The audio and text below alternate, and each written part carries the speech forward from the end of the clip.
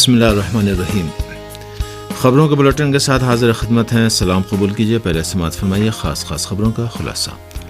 پاکستان میں پارلیمنٹ کی 8 اور پنجاب اسمبلی کی 3 نشستوں کے لیے ضمنی انتخابات، کراچی میں پولنگ کے دوران تصادم۔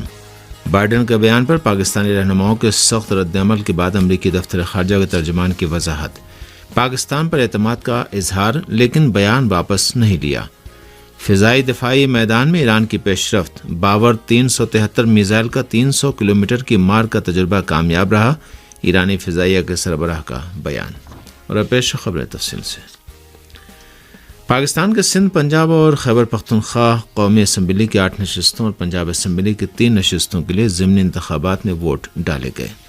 رپورٹوں میں بتایا گیا کہ پولنگ مقامی وقت کے مطابق صبح 8 بجے شروع ہوئی اور شام 5 بجے تک جاری رہی۔ اس رپورٹ کے مطابق کراچی، ملتان، فیصل آباد، ننکانہ صاحب، پشاور، مردان اور چارسدہ میں قومی اسمبلی کی نشستوں کے لیے ضمنی انتخابات میں ووٹ ڈالے گئے۔ اس کے ساتھ ہی صوبہ پنجاب کے علاقوں شیخوپورہ، خانیوال اور بہاول نگر میں صوبائی اسمبلی کی 3 نشستوں پر ضمنی الیکشن میں عوام نے اپنا حق رائے دہی استعمال کیا۔ پرامن پولنگ کے لیے پولیس اور رینجرز کے علاوہ پاکستانی فوج کے جوانوں کی بھی خدمات حاصل کی گئیں۔ پولنگ شروع ہونے سے پہلے پاکستان کے وزیراعظم میاں شہباز شریف اور P T I chairman Imran Khan نے عوام سے پولنگ میں بھرپور شرکت کی اپیل کی تھی۔ کراچی میں پولنگ کے دوران 2 سیاسی جماعتوں کے کارکنوں کے درمیان تصادم کی بھی خبر ہے۔ قابل ذکر ہے کہ قومی اسمبلی کی 8 نشستوں کے لیے ہونے والے ضمنی انتخابات میں ملتان کے NA 157 سے سابق وزیر خارجہ شاہ محمد قریشی کی صاحبزادی مہربانو قریشی پی ٹی آئی کی امیدوار ہیں اور بقیہ 7 نشستوں سے عمران خان بذات خود اپنی پارٹی کے امیدوار ہیں۔ امریکی وزارت خارجہ نے صدر جو بائیڈن کے حالیہ متنازع بیان کی وضاحت میں ایٹمی اثاثوں کے تحفظ کے تعلق سے پاکستان پر اعتماد کا اظہار کیا، لیکن بائیڈن کا بیان واپس نہیں لیا ہے۔ پاکستانی ذرائع کے مطابق امریکی وزارت خارجہ کے ترجمان نے جیو نیوز کے نمائندے سے گفتگو میں کہا ہے کہ امریکہ کو ایٹمی اثاثوں کے تحفظ کے لیے پاکستان کے عزم پر اعتماد ہے۔ امریکی وزارت خارجہ کے ترجمان نے کہا کہ صدر جو بائیڈن سمجھتے ہیں کہ محفوظ اور خوشحال پاکستان امریکی مفادات کے لیے انتہائی اہم ہے۔ انہوں نے کہا کہ امریکہ پاکستان کے ساتھ طویل عرصے سے جاری تعاون کو بقول ان کے قدر کی نگاہ سے دیکھتا ہے۔ امریکی وزارت خارجہ ترجمان کا یہ وضاحتی بیان ایسی حالت میں آیا ہے کہ پاکستان کے ایٹمی اثاثوں کے بارے میں جو بائیڈن کے بیان پر پاکستان کا سخت رد عمل سامنے آیا تھا۔ پاکستان کی وزارت خارجہ میں امریکی سفیر کو طلب کر کے انہیں احتجاجی نوٹ دیا گیا، جبکہ وزیراعظم شہباز شریف اور P T I chairman Imran Khan سمیت سبھی اہم سیاستدانوں نے بائیڈن کے بیان کو بے بنیاد قرار دیتے ہوئے اسے واپس لے جانے کا مطالبہ کیا تھا۔ پاکستانی حکام کے شدید رد عمل اور احتجاج کے باوجود امریکی وزارت خارجہ نے نہ تو صدر بائیڈن کا بیان واپس لیا ہے اور نہ ہی ہتک آمیز الفاظ کے استعمال پر عذر خواہی کی ہے، قرار دیتے ہوئے پاکستان کو دنیا کے خطرناک ترین ملکوں میں شمار کیا تھا۔ ایرانی ماہرین کا تیار کردہ دور مار میزائل سسٹم باور 373 کا ابتدائی ٹیسٹ مکمل کامیابی کے ساتھ مکمل ہو گیا۔ یہ بات ایران کی ایئر ڈیفنس فورس کے commander brigadier general Ali Raza صباحی فرد نے تہران میں دفاع مقدس کے حوالے سے منعقدہ ایک کانفرنس سے خطاب کرتے ہوئے کہی۔ انہوں نے باور 373 کی خصوصیات کی جانب اشارہ کرتے ہوئے کہا کہ ہمارے ماہرین نے ناممکن کو ممکن بنا دیا ہے۔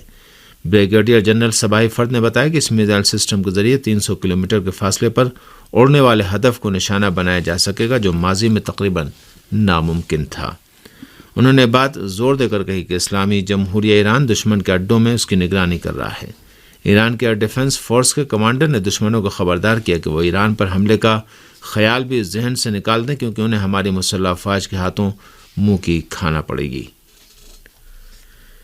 ایران میں رونما ہونے والے حالیہ بلموں اور بعض یورپی ملکوں میں ایران کے سفارت خانوں اور سفارتی مراکز پر حملے ایران کے دشمن ملکوں کی جاسوسی تنظیموں کی منظم سازش کا نتیجہ تھے۔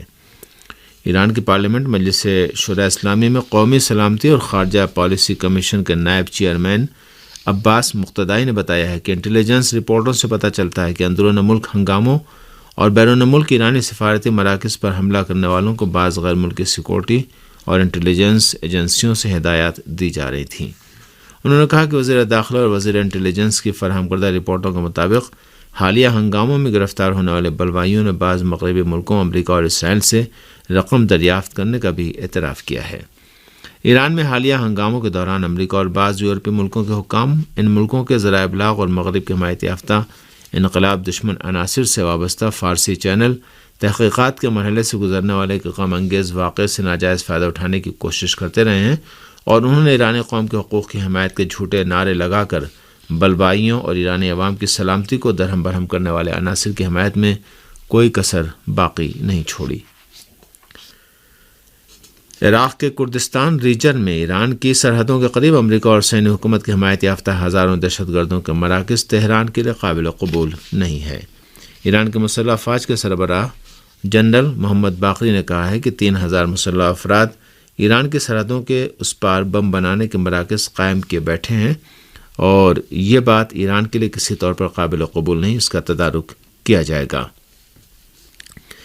جنرل محمد باقری نے بڑے باشکاف الفاظ میں کہا کہ ان گروہوں نے اسلامی انقلاب کے ابتدائی ایام سے امریکہ اور دیگر دشمنوں کی سرپرستی میں عراق میں اڈے قائم کر رکھے ہیں اور حالیہ برسوں میں ایران کی سلامتی کے لیے خطرے میں تبدیل ہو گئے ہیں۔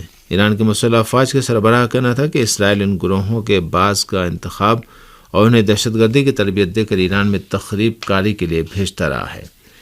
جنرل محمد باقری نے کہا کہ یہ علاقے دراصل صہیونی اڈے ہیں، اور ان میں سے اربیل میں قائم ایک اسرائیلی اڈے کو سپاہ پاسداران انقلاب اسلامی نے اپنے حملوں کا نشانہ بھی بنایا ہے۔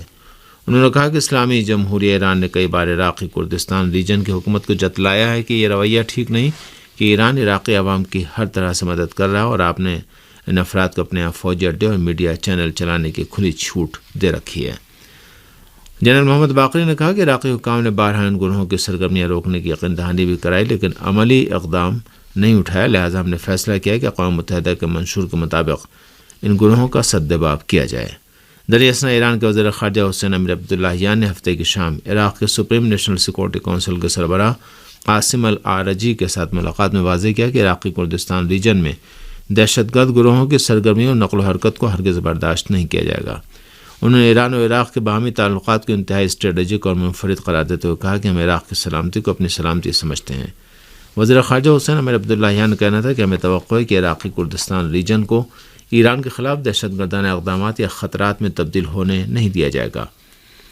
انہوں نے کہا کہ توقع ہے کہ عراق کی مرکزی اور کردستان ریجن کی حکومت اپنی قلمرو میں دہشت گرد اور نسل پرست گروہوں کے سدباب کے حوالے سے اپنی ذمہ داریاں پوری کرے گی۔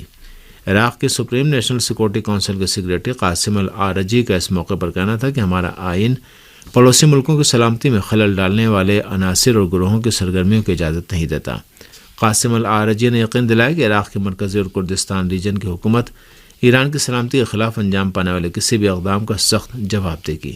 انہوں نے کہا کہ عراق اپنی سلامتی کو ایران کی مرہون منت سمجھتا ہے۔ فلسطین کے عرین الاسود نامی استقامتی گروپ نے اسرائیل کو خبردار کرتے ہوئے کہا کہ صہیونی حکومت کے پاس فرار کا کوئی راستہ نہیں ہے۔ عرین الاسود نامی فلسطینی استقامتی گروپ کے جاری کردہ بیان میں کہا گیا ہے کہ اسرائیلی جہریت کا راستہ روکنا اور غاصب حکومت کا محاصرہ کر لینا تمام فلسطینیوں کی ذمہ داری ہے۔ بیان میں کہا گیا کہ صہیونی حکومت کے پاس فلسطینیوں کے دستے استقامت سے بچ نکلنے کا کوئی راستہ نہیں ہے۔ عرین الاسود کے بیان میں تمام فلسطینیوں سے اپیل کی گئی ہے کہ وہ تحریک مزاحمت کی بھرپور حمایت کریں، جبکہ فلسطین کے تمام استقامتی گروہوں سے درخواست کی گئی ہے کہ وہ صہیونی حکومت کے خلاف قریب الوقوع جنگ کے لیے پوری طرح آمادہ رہیں۔ قابل ذکر ہے کہ عرین الاسود نامی استقامتی گروہ نے گزشتہ ہفتے نابلس میں پیش آنے والے فائرنگ کے واقعے میں ایک اسرائیلی فوجی کے قتل کی ذمہ داری قبول کی تھی۔ روسی فوج کے ٹریننگ کیمپ میں فائرنگ کے نتیجے میں کم از کم 11 فوجی ہلاک اور 15 دیگر زخمی ہو گئے۔ روسی وزارت دفاع کی جانب سے جاری ایک بیان میں کہا گیا کہ فائرنگ کا یہ واقعہ یوکرین کی سرحد سے متصل بلگورود کے علاقے میں ایک فوجی ٹریننگ سینٹر میں مشق کے دوران پیش آیا ہے۔ بیان میں کہا گیا ہے کہ مذکورہ کیمپ یوکرین کے خلاف جنگ میں رضاکارانہ طور پر حصہ لینے کے لیے آئے افراد کو تربیت دی جا رہی تھی کہ 2 دہشت گردوں نے ان پر اندھادھند فائرنگ کر دی۔ جوابی حملے میں دونوں حملہ آور مارے گئے۔ بازار ایک روسی صدر نے گزشتہ دنوں جنگ یوکرین میں حصہ لینے کے لیے جزوی لام بندی کا حکم جاری کیا تھا۔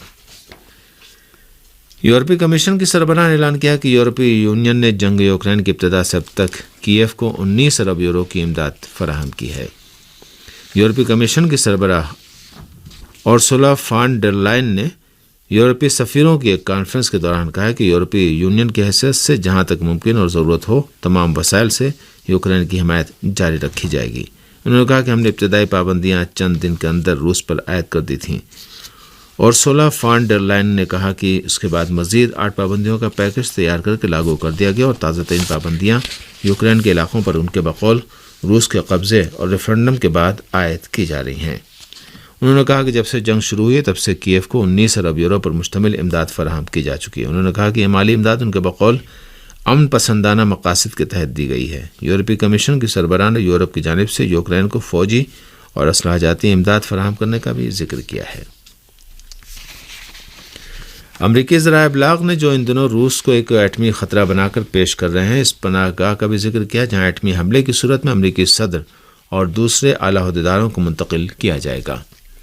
نیوز ویک جریدے کے مطابق اگر امریکہ پر ایٹمی حملہ ہوا تو امریکی صدر کو ریاست پنسلوانیا اور میری لینڈ کی سرحدوں پر واقع بلیو رج نامی پہاڑ میں تیار شدہ ایک محفوظ مجموعے میں منتقل کر دیا جائے گا۔ بتایا جا رہا ہے کہ اس مرکز کے بارے میں زیادہ معلومات منظر عام پر نہیں آئی ہیں۔ رپورٹ کے مطابق راؤنڈ راک نام کا یہ مرکز ایک بہت ہی بڑے اور کھوکھلے پہاڑ میں تعمیر کیا گیا ہے، جو خود ایک باضابطہ اور مکمل شہر سمجھا جاتا ہے، جہاں متعدد 3 منزلہ عمارتیں تعمیر کی گئی ہیں۔ بتایا جا رہا ہے کہ اس پناہ گاہ کو 1940 سے 1950 کی دہائی میں تعمیر کیا گیا ہے۔ اس جگہ کا نام سائٹ آر رکھا گیا ہے اور دعویٰ کیا گیا کہ ایٹمی حملے کے مقابلے میں مکمل طور پر محفوظ ہے۔ بتایا جا رہا ہے کہ 11 ستمبر کے واقعات کے موقع پر پینٹاگون کے بعض اعلیٰ عہدیداروں نے اس مرکز میں پناہ لی تھی۔ نیو یارک شہر کی میٹرو میں 10,472 سیکورٹی کیمرے نصب ہونے کے باوجود اس شہر کے نقل و حمل کا یہ اہم مرکز امریکی شہریوں کے لیے انتہائی غیر محفوظ سمجھا جاتا ہے۔ نیو یارک پولیس کے مطابق جان ایف کینیڈی ایئرپورٹ کے قریب واقع ایک میٹرو اسٹیشن میں ٹرین پہنچنے سے پہلے ایک نامعلوم شخص ایک 15 سالہ نوجوان کو سینے میں گولی مار کر فرار ہو گیا۔ بتایا گیا کہ مسافروں اور امدادی ٹیموں کی کوششوں اور اسپتال پہنچائے جانے کے باوجود یہ نوجوان اپنی جان سے ہاتھ دھو بیٹھا۔ پولیس کے مطابق رواں سال کے دوران یہ اس نوعیت کا 8واں قتل ہے۔